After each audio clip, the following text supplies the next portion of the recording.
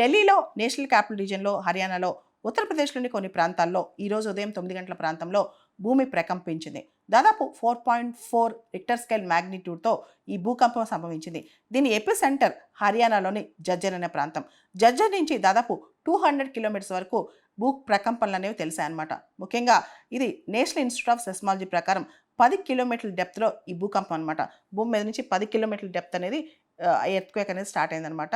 ఇది నోయిడా, గురుగ్రామ్ ఇలాంటి ప్రాంతాల్లో కూడా భూ ప్రకంపనలు కనిపించాయి. ముఖ్యంగా జనాలు ఫ్యాన్స్ ఊగటము, కింద భూమి కదిలినట్టు ఉండటం, కంప్యూటర్ సిస్టమ్స్ మొత్తం ఊగటం ఇవన్నీ చూసి సోషల్ మీడియాలో ఇలాంటి భూకంపం మేము ఎప్పుడు చూడలేదు. ఎందుకంటే ఢిల్లీలో సాధారణంగా భూమి ప్రకంపిస్తూ ఉంటుంది, కానీ ఇది కొంత ఎక్కువసేపు ఉన్నట్టు కూడా తెలుస్తుంది అనమాట. నేషనల్ డిజాస్టర్ రెస్పాన్స్ ఫోర్స్ వాళ్ళు ఒక అడ్వైజరీ కూడా జారీ చేశారు. పీపుల్ని ప్యానిక్ అవ్వద్దని కూడా చెప్పారనమాట. ఢిల్లీ జాగ్రఫికల్ లొకేషన్లో భూకంపాలు సర్వసాధారణంగా వస్తుంటాయి, కానీ ఈ ప్రాంతంలో ముఖ్యంగా నార్త్ ఇండియాలో హిమాలయస్ ఉంటాం, అక్కడే ఇండియన్ టెక్టానిక్ మరియు యురేషియన్ ప్లేట్ ఉంటాం. వీటన్నిటి వల్ల భూకంపాలు రెగ్యులర్గా సంభవిస్తుంటాయి. కానీ ఈరోజు వచ్చిన భూకంపం 4.4 రిక్టర్ స్కేల్తో వచ్చింది. అండ్ ఇది చాలా ఎక్కువసేపు ఉన్నట్టు కూడా తెలుస్తుంది అనమాట. అండ్ ఈ జాగ్రఫికల్ లొకేషన్ అనేది ఢిల్లీలో చాలా సందర్భాల్లో పెద్ద పెద్ద బిల్డింగ్స్లో కూడా ఆ భూ ప్రకంపనలు తెలుస్తూ ఉంటాయి.